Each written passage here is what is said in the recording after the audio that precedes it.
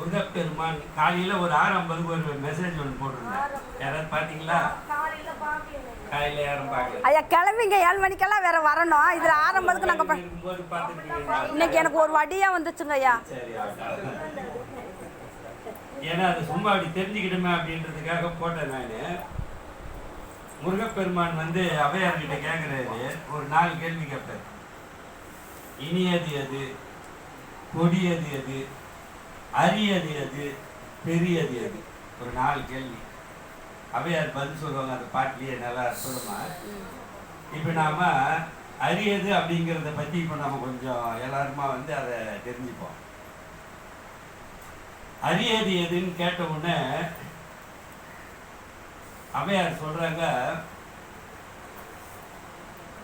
அரிது அரிது மானிடராதல் அரிது, மானிடராயினும் கூன் குருடு செவிடு பேடு நீங்கி பிறத்தல் அரிது, பேடு நீங்கி பிறந்த காலை ஞானமும் கல்வியும் நயத்தல் அரிது, ஞானமும் கல்வியும் நயந்த காலை தானமும் தர்மமும் தான் செய்தல் அரிது, தானமும் தர்மமும் தான் செய்வாராயின் வானவர் நாடு வகித்திறந்திடுமே.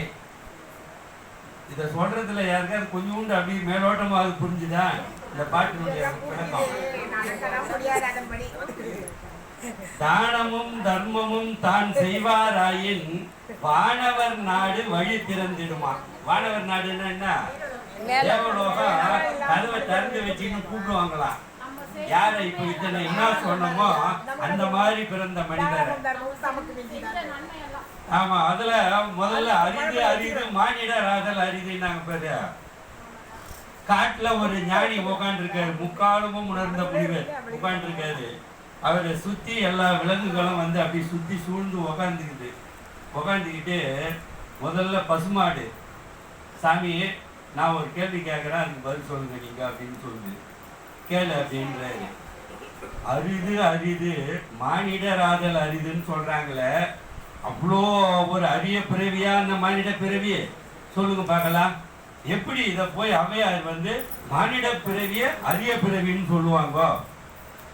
நான் வந்து நாங்கெல்லாம் எப்படின்னு கேட்டோமாக்கா மகாலட்சுமியுடைய அவதாரம்னு சொல்றாங்க. எங்களெல்லாம் எங்களுடைய பஞ்சகவியம்போம். அந்த பஞ்சகவியத்தை சிவபெருமானுக்கு அபிஷேகம் பண்றாங்க. பஞ்சகவியம்னா என்னன்னு தெரியுமா?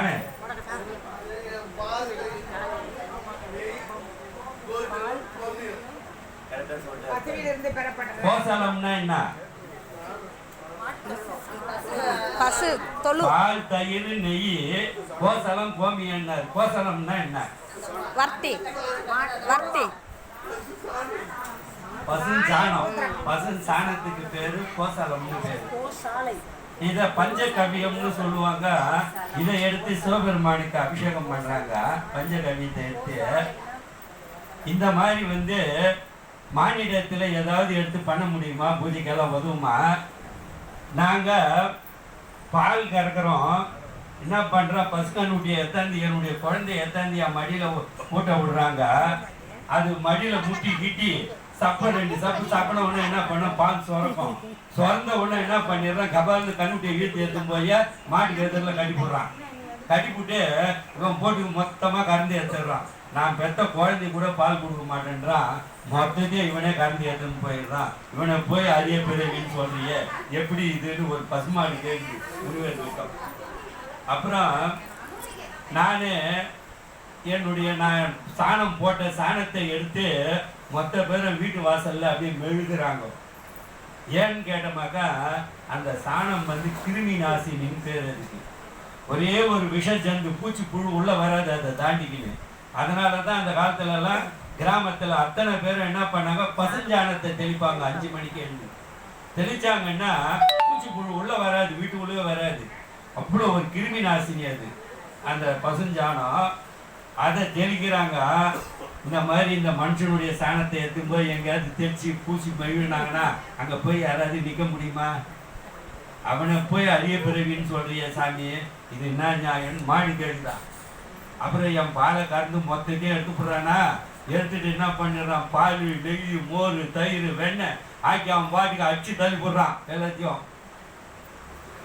இவனை போய் அரிய பிறவின்னு சொல்றிய, அரிய பிறவி இது எந்த விதத்துல நியாயம் இது அப்படின்னு மாடு பசுமாடு கேட்டுதான். கேட்ட உடனே அதுக்கப்புறம் என்ன பண்ணிச்சான் பசுமாடு, அவர் என்ன பண்றாரு, முனிவர் அப்படியே எல்லாத்தையும் உள்வாங்கிக்கிட்டு கம்முன்னு உக்காந்துக்கிறாரு. உட்கார்ந்த உடனே இதுக்கு என்ன பதில் சாமின்ற உட்காரு அப்படின்னாரு. உட்காந்துச்சு மாடு. அப்புறம் என்ன பண்ணிச்சா, ஒரு நரி கை தூக்குச்சான். நான் இப்போ நான் கேள்வி கேட்குறேன், அதுக்கு பதில் சொல்லுங்க அப்படின்னு சொல்லிட்டு, மனிதன் அவன் பல தில்லுமுள்ளு வேலைகள் எல்லாம் பண்றான். நானா போய் அவனுக்கு கற்றுக் கொடுக்குறேன். பல தில்லுமுள்ளு வேலைகள் அவன் பண்றான். ஒன்னி வேணாம், இவர் பாலை கறக்கிறான் பாரு. பாலை கறந்த உடனே என்ன பண்றான்,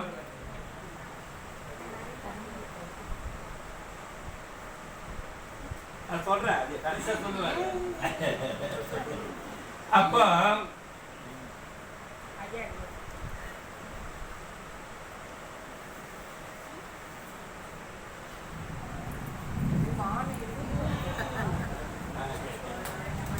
அப்போ என்ன பண்றான், பாலை கறந்து ஏதோ போனா போது ஒரு 1 லிட்டர் பால்ல ஒரு 100 ml தண்ணியை கலந்து வித்தா பரவாயில்ல. இவன் என்ன பண்றான், 800 மில்லி தண்ணியில 200 மில்லி பாலை கலக்குறான். அட பாவி, நானா கலக்க சொன்னேன்? அவன் கலந்து வித்தி எடுத்து பண்ணி போடுறான். இவன் சொல்றான், இவன் போய் இவன் கலக்கிறவன அவன் சொல்றான், நரி மாதிரி தந்திரக்காரன்டா இவன்றான். இது எந்த விதத்துல நியாயம்? இது என்ன போய் இவன் எப்படி இழுக்கலாம்? நானா போய் அவனுக்கு சொல்லி கொடுத்த இதை நான் இவன் மேல மான நஷ்ட வழக்கு தொடர போறேன் மனிதன் மேல. என்ன போய் மானிட பிறவி அரிய பிறவின்னு அவையார் சொன்னாங்களே, எப்படி இதை ஏற்றுக்கொள்ள முடியுது இது அப்படின்னு சொல்லி நரி கேட்டுதான். கேட்ட உடனே அடுத்து சரிமா உக்காருன்னாரு நரிய. அப்புறம் என்ன பண்ணிட்டு ஒரு கழுதை கை தூக்குச்சான். சரி நீ என்ன கேட்க போறேன்னா, அவன் வேலையை அவன் பண்ணிக்கணும். மூட்டை கணக்கில் துணியெல்லாம் போட்டு மூட்டை கட்டி தூக்கியா முதுகில் போட்டு என்னை தூக்கி வெட்டி எடுத்துக்கின்னு ஆத்தங்காரிக்கும் குளத்தங்காரிக்கும் ஓட்டி போகிறானுங்க. சும்மா கூட போக மாட்டேன்றானுங்க. கொம்பு எடுத்துன்னு அடின்னு அடிக்கிறானுங்க. என்ன நோவோட எடுத்துன்னு போய் எல்லாத்தையும் குளத்தாண்ட இறக்கணுன்னு கோசிக்கிச்சு காய பறிச்சு வச்சுட்டு என்னை தூக்கி வெயிலில் கட்டி விட்டுறானுங்க. எனக்கு தவுளுண்டு தீனியை கொடுக்குறானுங்க. கொடுத்துட்டு திருப்பி எல்லாத்தையும் மட்டி மூட்டை கட்டி என் முதுகு மேலே வச்சுட்டு அவன் பாட்டுக்கு ஹாயா நடந்து வரான். அவனை போய் மானிட பிறவி அரிய பிறவின்னு சொல்றீங்களே, இது என்ன விதத்துல நியாயம் சாமின்னு சொல்லிட்டு கழுதை கேட்டுதான். அதுக்கப்புறம் என்ன பண்ணிச்சான், சரி நீ உக்காருன்னாரான். யானை கையை தூக்கிச்சான், தும்பி கையை தூக்குதான். சாமி நான் உங்ககிட்ட ஒரு கேள்வி கேட்க போறேன்ட்டு. சரி நீ கேளு அப்படின்ன உடனே, நான் இருக்கிறேன் பாரு என்னுடைய பிறவி யானை, இருந்தாலும் 1000 பொண்ணு, இறந்தாலும் 1000 பொண்ணு. இவனுக்கு ஏதாவது அந்த மாதிரி ஒரு பழமொழி இருக்குதா? அவனை போய் எப்படி அரிய பிறவின்னு சொல்லுவேன்? என்னுடைய பல்லை எடுத்து வச்சு வைத்தியத்துக்கு பயன்படுத்துறாங்க இன்னைக்கு ஞான பல்ல. அப்புறம் என்னுடைய வால் முடிக்குது பாரு, அதை எடுத்து வச்சு எல்லாரும் மோதிரம் செஞ்சு கையில போட்டுக்கிறான். யானை முடியல மோதிரம் அப்படின்ட்டு. இவனை போய் அரிய பிறவின்னு சொல்றிய, இது எந்த விதத்துல நியாயம்? என்னுடைய 2 தங்கத்தை எடுத்து அழகா ஷோகேஸ்ல பண்ணி அதை லட்சக்கணக்கில் வேலை போட்டு போகுது. அதெல்லாம் பண்ணி வைக்கிறாங்க. என்னுடைய பொருள் அதுக்கெல்லாம் உதவுது. இந்த மானியனுடைய பல்லு எதுக்காவது உதவுமா? எங்கேயாவது மானியனுடைய நகத்தை எடுத்து வச்சு பார்த்துக்கிறியா யாராவது? வேணா அவன் பேரம் பேச்சிங்களாம் சொத்தை பிடிக்கணும்னா அனுப்புவாங்க. யாராவது தாத்தா ஆயா இது எங்க தாத்தா பல்லு எங்க ஆயா பல்லுன்னு சொல்லி எடுத்து வச்சுக்கிறானா எவனாவது? எவனா சொல்லுவான் கண்ணாடி மட்டும் இது எங்க தாத்தா கண்ணாடி வச்சுங்கிறனுவான். கொஞ்ச நாள் போட்டு அதையும் தொலைச்சிடுவான். போட்டு போயிட்டு போடும் போ அப்படின்னு சொல்லிட்டு இவனை போய் அரிய பிறவின்னு சொல்றிய, இது என்ன விதத்துல நியாயம் அப்படின்னு கேட்டு யானை கேட்குது இந்த மாதிரின்ட்டு. கேட்ட உடனே அதுக்கப்புறம் சரி நீ உக்காருன்னாரு. ஒரு நாய் எழுந்துதான். நான் அவன் பசங்களுக்கு போடுறாங்க, சாப்பாடு போடுறாங்க, ஏதோ 4 கொஞ்சம் எனக்கு போடுறாங்க. சாப்பிட்டு அவங்க போடுறத சாப்பிட்டுட்டுன்னா அவங்களுக்கு பின்னாடியே வாழாட்டின்னு சுத்திக்கிறேன். வீட்டுக்கு காவல் இருக்கிறேன். என்னை போட்டு அடிக்கிறானுங்க. அச்சா கூட சரியா எனக்கு ஒரு பேரை வச்சு கூப்பிட்டான்னா குடுக்கணும் கூட அவங்க வால் மாட்டில் உட்காந்து வாழாட்டி நிற்கிறேன். நான் என்னால் வந்து இந்த வீட்டுக்கு பாதுகாப்பு ஓடுற எலிகள் எல்லாம் பிடிப்பேன், எல்லாத்துக்கும் பாதுகாப்பு கொடுக்குறேன், என்னை விட உயர்ந்த ஜாதின்றீங்களே அது எந்த விதத்தில் நியாயம்னு கேட்டுதான் நாய். அடுத்து என்ன பண்ணிச்சான், பூனை எழுந்துதான். நாயாவது கொஞ்சம் பரவாயில்ல, நாய் வளர்த்தா நல்லதான் வீட்டில், பூனை வளர்க்கக்கூடாதான். ஏன்னு கேட்டோமாக்கா நாய் நினைக்குமா இந்த வீட்டில் குழந்தைங்க பிறக்கணும், பிறந்த உடனே அந்த குழந்தைங்களுக்கு கொஞ்சம் கொஞ்சம் சாப்பிட கொடுப்பாங்க, அது பாதி கட்டிட்டு அது கீழே நம்மளுக்கு போடும், பாதி எடுத்து நம்ம தின்னலாம், குழந்தைங்க பிறக்கணும்னு சொல்லி நாய் வேண்டாம். ஆனால் பூனை என்ன பண்ணுமா, இந்த வீட்டில் குழந்தைய பிறக்கக்கூடாது, பிறந்ததுன்னு சொன்னமாக்கா பால் பிஸ்கட் எல்லாம் அந்த குழந்தைக்கே கொடுத்துருவாங்க, நம்மளுக்கு கிடைக்காதுன்னு நினைக்கும். பாவி நான் எங்கேயாவது போய் அந்த மாதிரியா சொல்லிக்கிறேன்யா, என் பேரில் ஒரு பையை போட்டு அந்த மாதிரியா விட்டுக்கிறாங்களே, நான் வீட்டுக்கு வர எரியெல்லாம் பிடிச்சி தின்னுபிட்டு உன் வீட்டை சுத்தமாக வைக்கிறதுக்கு உதவுறேன், நான் என்ன போய் இந்த மாதிரியா சொல்கிறீங்களே, குழந்தைய பிறக்க வேணாம் நான் நினைக்கிறேன்னு சொல்லி பூனை கேட்டுதான். கட்சியாக என்ன பண்ணிச்சான், ஒவ்வொரு விலங்காக கேட்டுன்னு வந்துட்டு மீன் நான் கேட்குறேன் ஒரு கேள்வி அப்படின்ச்சான். சரி கேளு அப்படின்னாரான். அது என்ன சொல்லுது, நான் நீர்நிலைகள் குளத்தில் குட்டையில் கடல்லெல்லாம் வாழறேன், ஆற்றுல குளத்துலலாம் இருக்குன்னு வச்சுக்கா, அவன் போகிறான், போயிட்டு என்ன பண்ணுறான், அசுத்தம் பண்ணிட்டு வந்துடுறான் குளத்தை. அந்த குளத்தில் இருக்கிற அசுத்தங்கள் எல்லாம் நான் சாப்பிட்றேன், நான் சாப்பிட்டு என்ன பண்ணுறேன், அங்கே இருக்கிற அழுக்கு மொத்தத்தையும் சாப்பிட்டுட்டு தண்ணியை ஃபில்டர் பண்ணி கொடுக்குறேன். மீனுங்க வச்சு இந்த மகன் அந்த தண்ணி எப்படி இருக்கும், சுத்தமாக இருக்கும், ஃபில்டர் பண்ணி கொடுக்குறேன் நான், மனிதன் நல்லா இருக்கணுன்றதுக்காக. இவன் என்ன பண்ணுறான், வலையை போட்டு எண்ணெய் பிடிச்சிடுறான், பிடிச்சி எடுத்து போய் நம்மளை பொரியல் பண்ணால் நல்லா இருக்குமா, கூட்டு பண்ணால் நல்லா இருக்குமா, குழம்பு வச்சா நல்லா இருக்குமான்னு சொல்லி என்ன நல்லா சரியாக பண்ணிடுறானுங்க. இந்த மாதிரி பண்ணுற மானிட பிறவியை போய் அரிய பிறவின்னு சொல்கிறியே, இது எப்படி நியாயம் அப்படின்னு சொல்லி வீண் கேட்டுதான். எல்லாத்தையும் கேட்டுட்டு முனிவர் அதுக்கப்புறம் உக்காருங்க, நான் சொல்கிறேன், அவையாரு அரிது அரிது மானிடராதல் அரிதுன்னு சொன்னார். அந்த ஒரு வார்த்தைக்கு நீங்கள் எவ்வளோ பேரும் கேள்வி கேட்டீங்க. மானிடரான அத்தனை பேரும் இறைவன் கிட்ட போயிட முடியாது, அத்தனை பேரும் சொர்க்கத்துக்கெல்லாம் போக முடியாதுடா பாருங்க. இந்த மானிடத்திலேயே என்ன பண்ணி மிருகங்கள்லாம் இருந்துட்டு இருக்குது, நாய் பண்ணி பேய் பிசாசுட்டு எல்லாமே இருக்குது, எல்லா நாளையெல்லாம் போக முடியாது. யார் மனிதனாக இருக்கிறவன் யார் போவன்னு சொன்னமாக்கா சொல்கிறார். அப்போ தான் அடுத்த வரியில் சொல்கிறார் பேர், அரிது அரிது மானிடராதல் அரிது, மானிடராயினோ கூன் குருடு செவிடு பேடு நீங்கி பிறத்தல் அரிதான். கூணு தெரியுது, குருடு செவிடு, செவிடு தெரியுது, பேடு என்ன யாருக்கே தெரியுமா? இப்போ ஒரு மரத்துலேருந்து தேங்காய் பறிக்கிறாங்க, எல்லா தேங்காவும் நல்லா இருக்கும், பார்க்கறதுக்கு நல்லா இருக்கும். ஒரு தேங்காய் உரிச்ச உடனே உள்ள ஒளிமே இருக்காது, உடச்சா அது என்னன்னு சொல்லுவாங்க, தேரம் வந்துச்சுன்னு சொல்லுவாங்க. ஏன்னா பூவாக இருக்கும்போது தேரை போய் அதை சாப்பிட்டுமா, அந்த தேனெல்லாம் சாப்பிட்டோன்னே வளர்கிற தேங்காய் உள்ள பருப்பே இருக்காதான். பார்க்கறதுக்கு தேங்காய் முழுசாக இருக்கும், ஆனால் உள்ள ஒளிமே இருக்காது. இதுக்கு பேர் பேடு தேங்காய் அப்படிம்பாங்க. பேடு தேங்காய்னா என்ன அர்த்தம், உள்ள ஒளிமே இல்லைன்னு அர்த்தம். அப்போ பேடுன்னா என்ன அர்த்தம், மனிதர்கள்ல பெண்கள்ல அனைத்திலுமே ஆண்மை இல்லாதவன் பெண்மை இல்லாதவன் இந்த மாதிரி ஆளெல்லாம் பேடும்பாங்க. வேற ஒன்றும் இல்லை, ஆம்பளையா இருப்பான் அவனுக்கு ஆண்மை இல்லை, பெண்ணா இருப்பான் அவனுக்கு கருப்பையில வந்து பிரச்சனையா இருந்திருக்கும், குழந்தை இல்லாம இருக்கும், இவங்களெல்லாம் பேடும்பாங்க. கூன் குருடு செவிடு பேடு நீங்கி பிறத்தல் அரிது. நீ சொன்னிய அரிது அரிது மாநில, எல்லா மானிடெல்லாம் ஆயிட முடியாதியா, இவ்வளவும் பண்ணணும். அரிது அரிது மானிடர் ஆதல் அரிது, மானிடர் ஆயினும் கூன் குருடு செவிடு பேடு நீங்கி பிறத்தல் அரிது, பேடு நீங்கி பிறந்த காலையும், பேடு நீங்கி எல்லாம் இதெல்லாம் இல்லாம பிறந்துட்டாங்க, பிறந்துட்டோம்னா ஞானமும் கல்வியும் நயத்தல் அரிது. அப்படின்னா என்னன்னு சொன்னமாக்கா, காலத்துல நம்மள எல்லாம் படிக்க வேண்டியதெல்லாம் படிக்க வைக்கிறாங்க, எல்லாருக்கும் மண்டியில் ஏறுதா, படிக்க படிக்க படிக்க கல்வி அறிவு வளர வளர வளர வெளியில இருக்க குருநாதர் கிட்ட இருந்து கல்வி உள்ள போகுமா, மனிதனுக்கு உள்ள போய் நல்லா சிறப்பா கல்வி அறிவுல கேள்வியில சிறந்து விளங்கின உடனே அதுல இருந்து ஞானம் வெளிப்படுமா. கல்வி உள்ள போன ஞானம் வெளிப்படுமா. கல்வி உள்ள போன ஒரு மனிதனுக்கு எல்லா விதமான அந்த இப்ப இருக்கிற படிக்கிற கல்வி இல்லை, அந்த காலத்துல குருகுல வாசம்னு பண்ணாங்க பாரு, சகல வித்தைகளும் கற்றுக் கொடுப்பாங்க அதுல குருகுலத்துல. இப்ப அதெல்லாம் கிடையாது. இது வந்து ஏட்டு சுரக்காய் இப்ப இருக்கிறதெல்லாம் வேலைக்கு போனா சம்பாதிக்கணும்னு ஒரே இதுவோட சரி, வேற எதுக்குமே உதவாது. இது ஏட்டு சுரக்காய் இது குருகுல வாசத்துல போனோன்னு வச்சுக்கா, கல்வி அறிவு உள்ள போக போக ஞானம் வெளியில வருமா. ஞானமும் கல்வியும் நயத்தல் அறிதுன்றான்.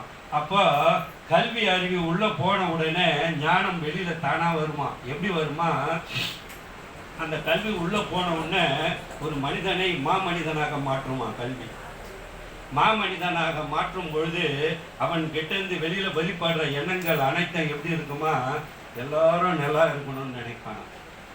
அந்த ஞானம் எப்படி வருமா, கல்வி அறிவு உள்ள போனவுடனே வர ஞானம் எப்படி இருக்குமா, எந்த பொருளும் நம்மளது இல்லை, நாம் இன்னைக்கு இருக்கிற நாளைக்கு மண்ணா போயிட்டு போகிறோம், அதனால் இருப்பதை பகிர்ந்துண்டு வாழ்வோம் சொல்லி அந்த கல்வி அறிவு பார்த்தவன் அத்தனை பேரும் என்ன பண்ணுவான்னா, ஞானம் வேலை செஞ்சு எல்லாத்தையும் எல்லாருக்கும் பகிர்ந்து கொடுப்பான். ஞானமும் கல்வியும் நயத்தல் அரிது, ஞானமும் கல்வியும் நயந்த காலை. அதுக்கு அடுத்து ஒரு சொல்றாரு, தானமும் தவமும் செய்தல் அரிது அப்படின்றார். இந்த ஞானமும் கல்வியும் நயத்தல்னு பேரு. ஞானமும் கல்வியும் பெறுதல்னு சொல்லலாம், அடைதல்னு சொல்லலாம். ஆனா நயத்தல் அப்படின்றாங்க அவையார். நயத்தல்னா என்ன அப்படின்னு சொன்னோமாக்கா, அந்த கல்வியை 100% உள்ளன்போடு அதை ஏத்துக்கணுமா, நம்ம பயிரணுமா. நம்ம சொல்றோம் பாரு, உள்ளம் ஒன்றி உடல் உருக என் உருக கண்களில் நீர் வர பாடுங்கன்ற பாரு. அந்த மாதிரி செய்கிற செயலுக்கு பேர் தான் நயத்தல்னு பேரா. அப்ப அந்த கல்வி அவ்வளோ ஈடுபாடோட கல்வியை கற்றா வெளியில வர ஞானம் எப்படி இருக்குமா, எல்லாருக்கும் உதவி செய்யற மனப்பக்குவத்தை கொடுக்குமா. இந்த ஞானமும் கல்வியும் நயந்த காலை, தானமும் தமமும் தான் செய்தல் அரிது. இவ்வளவு முற்ற பிற்பாடு தானம் பண்ணணுமா, அதுக்கு அடுத்து தவம் செய்யணுமா. இதை செய்யறது ரொம்ப அரிதான். இது இப்போ எல்லாம் நம்ம கிட்ட இருக்கிறதெல்லாம் கொஞ்சம் மனசு இது பண்ணி இதெல்லாம் கல்வியெல்லாம் கட்டவுடனே சரி நம்ம கொஞ்சம் எல்லாருக்கும் உதவி செய்யணும்னு சொல்லி தானங்கள் எல்லாம் நிறைய பண்றாரு. பண்ணிட்டு ஒருத்தர் என்ன பண்றாரு, நான் தானலாமும் பண்ணிட்டேன், நான் போய் தவம் பண்றேன்னு சொல்லி பொண்டாட்டிக்கிட்ட சொல்றாராம். தவம் பண்ண எங்கேயா போற, காட்டுக்கு போறியான்னு கேட்டாலாம் மனைவி. அதெல்லாம் ஒன்றும் இல்லை, நம்ம ஊர் ஆத்துக்கரை ஓரத்தில் அற்புதமாக அரச மரம் இருக்கு, அந்த அரச மரத்தாண்ட போய் உக்காந்து நான் தவம் பண்ணுறேன் கொஞ்ச நாளைக்கு அப்படின்னு சொல்லிட்டு அரச மரத்தாண்ட போனாராம். போய் உக்காந்த உடனே பத்மாசனம் போட்டுன்னு உக்காந்தாரா. உட்காந்துட்டு எல்லாரும் கண்ணை மூடிக்கினே தவம் பண்ணுறாங்க. கண்ணை மூடினா தான் தவமா, நம்ம கண்ணை திறந்துக்கினே தவம் பண்ணுமேன்னு சொல்லி ஒரு கண்ணை திறந்துக்கினே தவம் பண்ணுறாராம். கண்ணை திறந்து நீ எங்கேயாவது தவம் பண்ண முடியுமா? ஏழு ஒரு அம்மா ஒரு பொண்ணு குடத்தை இடுப்புல வச்சுட்டு இப்போ ஆற்றுல தண்ணி எடுக்க வந்தான். இவ்வளோ அழகாக படிச்சிருக்கான இறைவன், நம்ம மனைவி இப்படி இல்லையே அப்படின்ற ஒரு எண்ணம் வந்துதான் அவனுக்கு. வந்த உடனே தலையில அடிச்சுக்கின்னு நம்ம போய் தவம் பண்ண வந்தோம், நம்ம கண்ணில் போய் இந்த மாதிரியா பார்த்த உடனே அதையா கண்ணை மூடிக்கின்னு தவம் பண்ணுன்னு சொல்றாங்கன்னு சொல்லிட்டு என்ன பண்ணாரு, மறுநாள் கண்ணை மூடிக்கினாரு. கண்ணை மூடிக்கின உடனே அந்த அம்மா வருது, ஒரு 50 அடிக்கு முன்னாடி அண்ணாண்ட வரும்பொழுது தலையில வச்சுக்கிற ஜாதி மல்லி வாசனை மூக்குல வந்து கண்ணை மூட்டாரு. தவமா பண்றாரு, கண்ணை மூட மூக்குல வாசனை தூதான். மூக்குல நுகர்ந்த உடனே நமக்கு மூக்கு நம்மள தப்பு பண்ணிருந்தேன்னு சொல்லி மறுநாள் போனால மூக்குல பஞ்சு எடுத்து ஆட்சிக்கினாராம். கண்ணை கட்டாரு, மூக்க பஞ்சு எடுத்து ஆட்சிக்கினாரு. உட்காந்து தவம் பண்ணுற மாதிரி ஆக்ஷன் பண்றாரு. பண்ண உடனே என்ன பண்ணு, அந்த அம்மா ஒரு 20 அடிக்கு அண்ணாண்ட வரும்போது ஜல் ஜல் ஜல்லு ஆஹா அவன் வந்துட்டான். அந்த அழகிய என்ன பண்ணிச்சுப்பா, காது தப்பு பண்ணிடுச்சு. ஐயோ காது தப்பு பண்ணிடுச்சு சொல்லி காதுல 2 பஞ்சாயத்து அடிச்சுக்கினாராம். எல்லாத்தையும் போட்டு மூட்டை கட்டி அடிச்சுட்டாரு. அடிச்சுட்டு மறுநாள் உட்கார்ந்த உடனே அப்படியே தவத்துல உட்காந்துங்கிறாரு. மனசு சொல்லிட்டான், அவன் வந்துருப்பல்ல, இதுக்கு பேரா தவம், பாவி இதுக்கு பேரு தவம் இல்லை. ஒரு பிடித்த ஒன்று, நமக்கு மனதுக்கு பிடித்த ஒன்று எதிரில் இருக்கணும், நாம அதை வேண்டான்னு சொல்லி நிராகரிக்கணும். குடும்பத்துல இருந்துக்கினேன், அதுக்கு பேர் தவம்.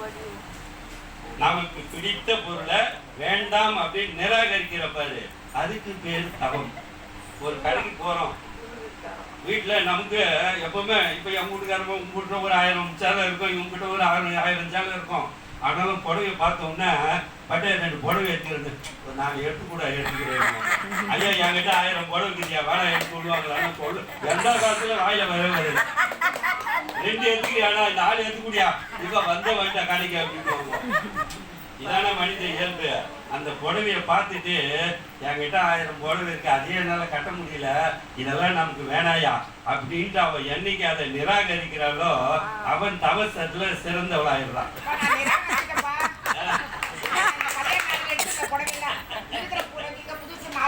ஓசில வந்துச்சு நாலு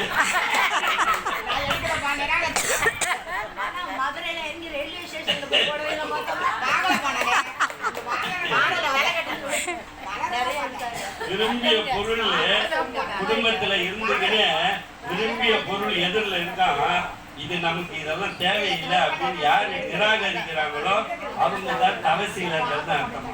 குடும்பத்துல இருந்துகிட்டே நமக்கு இப்ப நம்ம நல்லா சாப்பிட்ட ஜிம்முன்னு இப்போ போய் திருப்பி ஒரு அறுசுவை சுணுவை தான் எதிரில் வச்சுட்டு சாப்பிட்டுன்னு சொன்னமாக்கா நம்ம என்ன சொல்றோம், ஐயோ வேணாம் ஐயா நாங்க இப்பதான் சாப்பிட்டேன் இது மாதிரிலாம் நம்ம சாப்பிடக்கூடாது உடம்பு தாங்காது போதும் இது வரைக்கும் சொல்லணும்.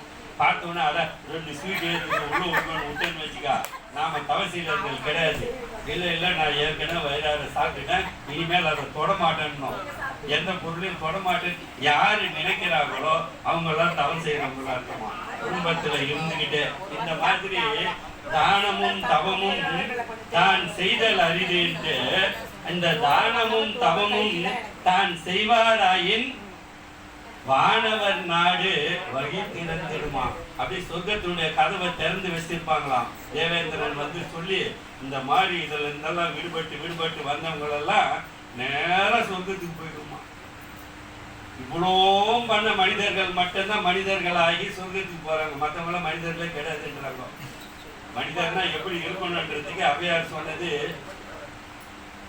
அரிது மானிடர் ஆதல் அரிது மானிடர் ஆயினும் கூன் குருடு செவிடு வேடு நீங்கி பிறத்தல் அரிது வேடு நீங்கி பிறந்த காலையும் ஞானமும் கல்வியும் நயத்தல் அரிது ஞானமும் கல்வியும் நயந்த காலை தானமும் தர்மமும் தான் செயல் அரிது தானமும் தர்மமும் தான் செய்வாராயின் வானவர் நாடு வகித்திருந்திருமே. ஒரே ஒரு அந்த 4 வரிக்கு அரியது எது அப்படின்னு கேட்டதுக்கு அவையார் எவ்வளவு பெரிய விளக்கங்களை கொடுத்து மிக அற்புதமாக நம்மளாம் இதை குழந்தைல கேட்டீங்களா? யாராவது இந்த மாதிரி ஒரு கதையை கேட்டுட்டீங்களா?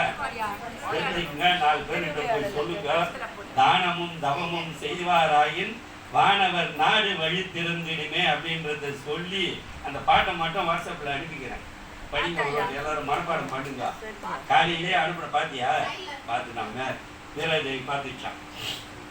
அந்த பாட்டை மனப்பாடம் பண்ணிக்குங்க. இந்த கதையை 4 பேர்கிட்ட சொல்லுங்க. இப்படி எல்லாம் வாழ்ந்தா நமக்கு என்ன கிடைக்குமா? சொர்க்கம் கிடைக்குமா? இதை யார் சொல்றது? முருகப்பெருமான் கேட்கிறாரு. அவை பாட்டி சொல்றாங்க இந்த தகவலை. எல்லாரும் இன்னைக்கு இந்த நிகழ்ச்சியோட அடுத்த நிகழ்ச்சிக்கு நாம இதை வேற ஒரு கதையோட எல்லாருமா சந்திப்போம். திருச்சிற்றம்பலம் தில்லையம்பலம்.